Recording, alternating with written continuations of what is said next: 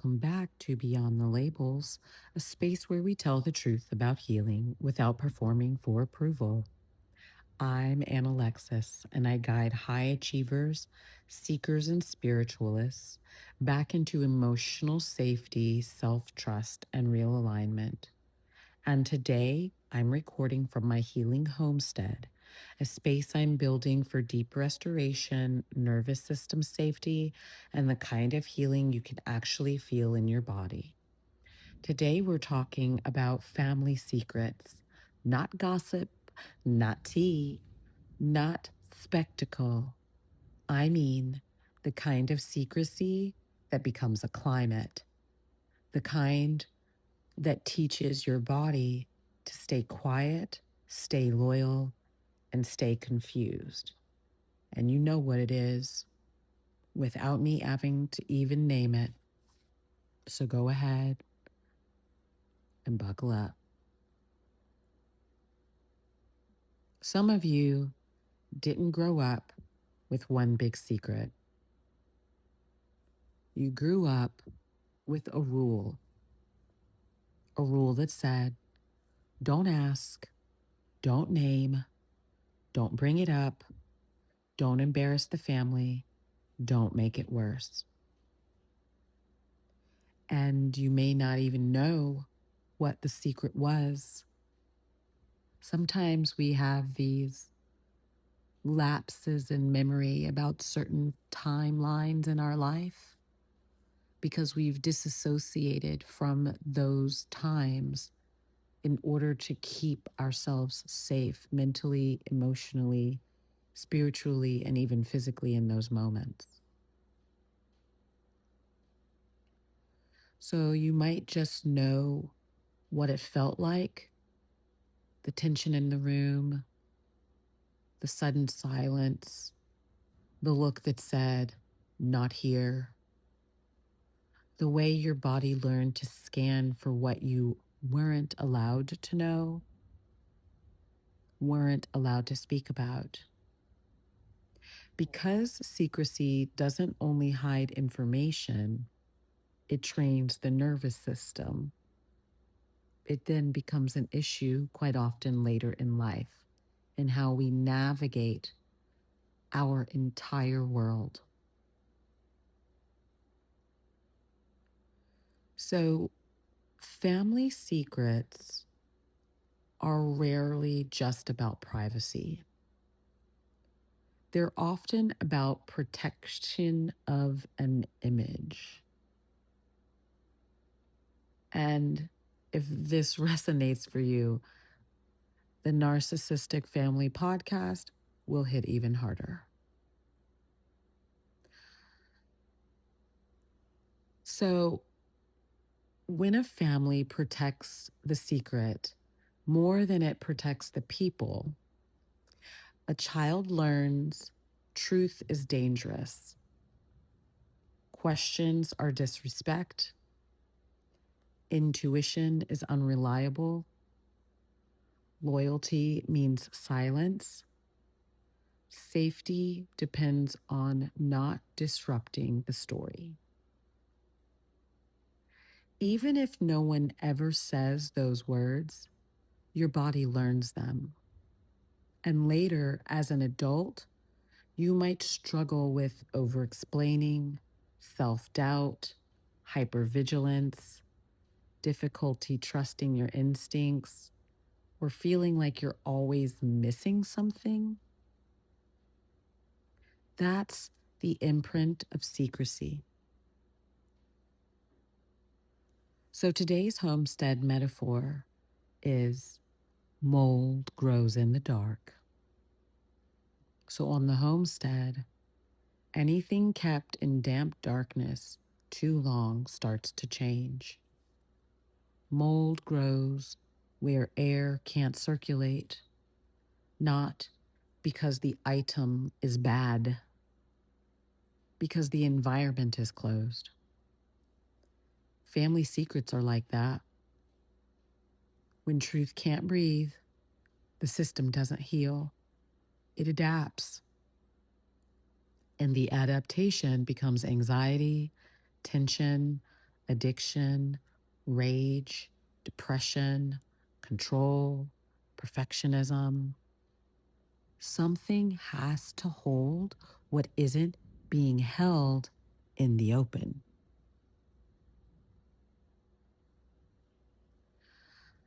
So let's go over 5 signs that you grew up in secrecy climate.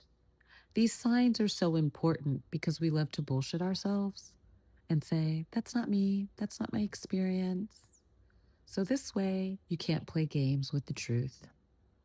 The first sign, you learn to read energy instead of words. You became an expert at scanning moods.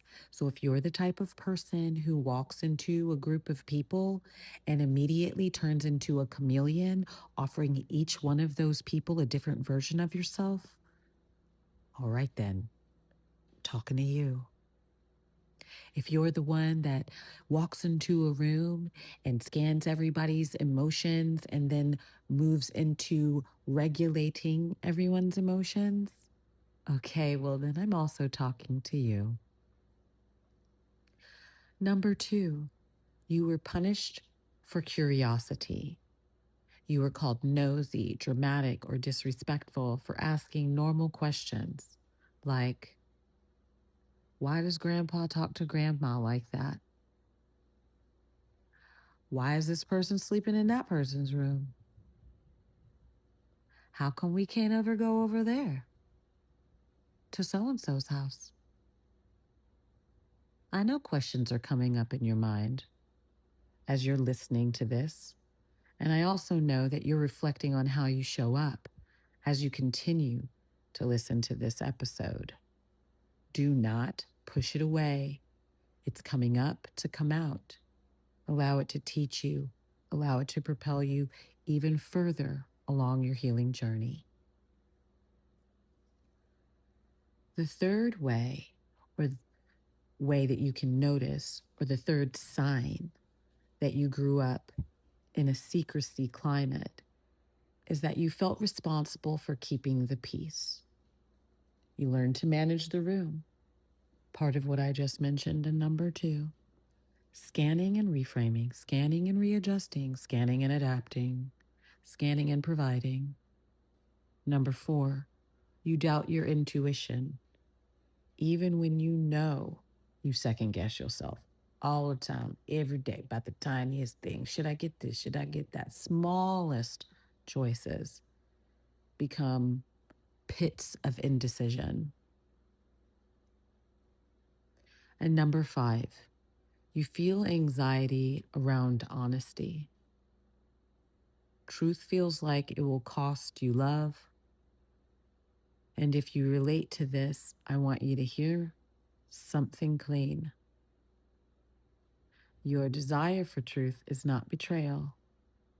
It's your nervous system asking for safety. And as long as you make the conscious choice not to be honest with yourself and not to share your truth with others, you will continue along the path of nervous system disruption and the perpetuation of cycles that you knowingly want to remove from your life and the lives of your children.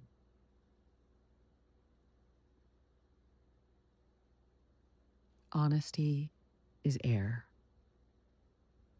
Put that in your back pocket. Save it for when you need it. Let it be your mantra. Honesty is air. So the 2 common types of family secrets are 1, protect the family secrets, which is abuse, addiction, affairs, financial collapses, mental health crises, anything that might make us look bad. And number 2, protect the person in power secrets, which are ones that shape people the most. The system revolves around keeping one person comfortable so everyone else learns to contort. And the cost is usually paid by the most sensitive, honest, and truth telling person in that household.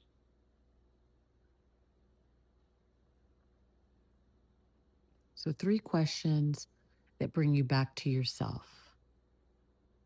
And per usual, these questions can just be asked out loud, or they can be used as journal prompts if you want to go deeper. Try these on. Question number 1: what did I learn I was not allowed to name? Question number 2: what did secrecy teach me about love? And question number 3: what truth am I still carrying alone? Now, you don't have to answer these all at once. Take your time. Sit with them. But even asking the question starts to break the spell.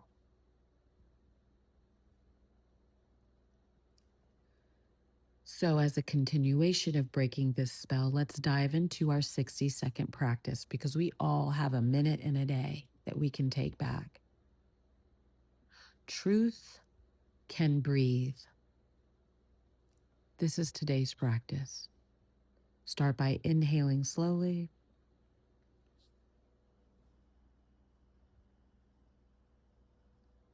And exhaling longer than you inhaled.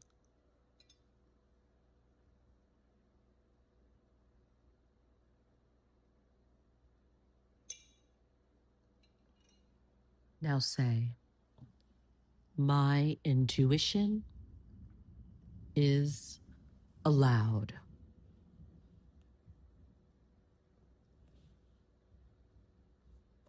My questions are allowed.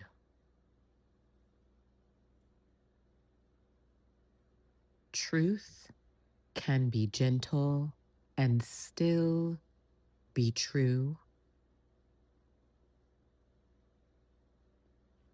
I don't protect harm with silence.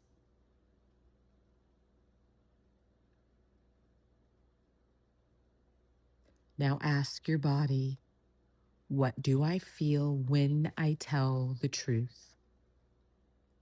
Is it tightness? Is it relief? Is it fear?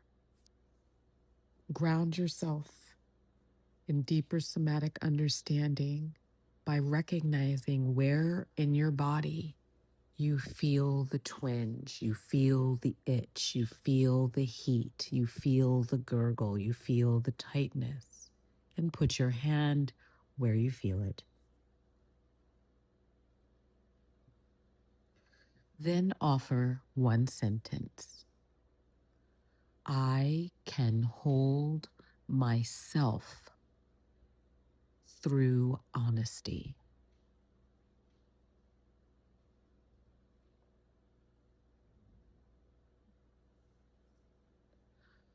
So let's talk a little bit about what healing looks like, because it's really important for us to have some sort of goalpost, some sort of recognition along the way. One of the things I consistently find I have to do with clients for the first month or two is reflect back to them, hey, this is a representation of change. This is a representation of healing. This is how you know that you're advancing. So that's why I make sure to include what healing looks like in these podcasts. So you know, hey, am I doing it? Am I getting it, quote unquote, right?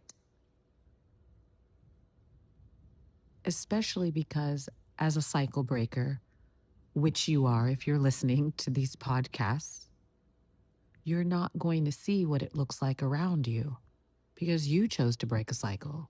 Nobody else did. So with a lack of comparison, sometimes comes a lack of understanding and a lack of recognition of the growth. So, healing from a secrecy climate can look like trusting yourself without needing external confirmation. So, not having to ask other people what you should do, how you should do it, if it's okay, if they like it, what do they think. Another way healing can look is choosing relationships where honesty doesn't become punishment, which is usually showcased by being in relationships where you can say whatever's on your mind and there's no judgment there. Another way is letting people be uncomfortable with your truth. I said what I said.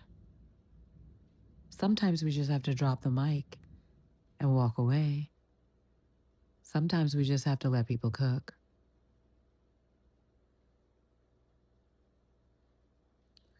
Refusing to carry what isn't yours. Like I always say, just because I care doesn't mean I have to carry. Learning the difference between privacy and secrecy is another way that healing can look. And lastly, naming what's real in your own life, even if your family never does. Again, you chose to break a cycle. You chose to heal. You have the willingness to change. No one else said that's what they wanted to do. No one else is necessarily prioritizing that in your family. That's why it's called cycle breaking. If they weren't all in the cycle, you wouldn't be a cycle breaker. You would just be living a regular day.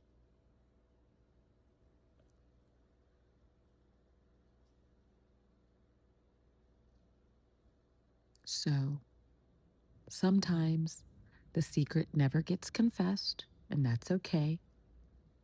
But you still get to live in truth. And that's a fact.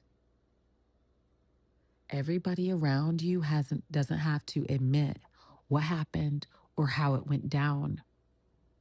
You don't need verification of what you already know, the experience that you already had. It's not about them. It's about you.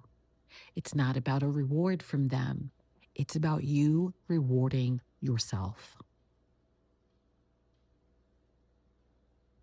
So if this episode hit home for you, I want you to know you're not too much for wanting clarity.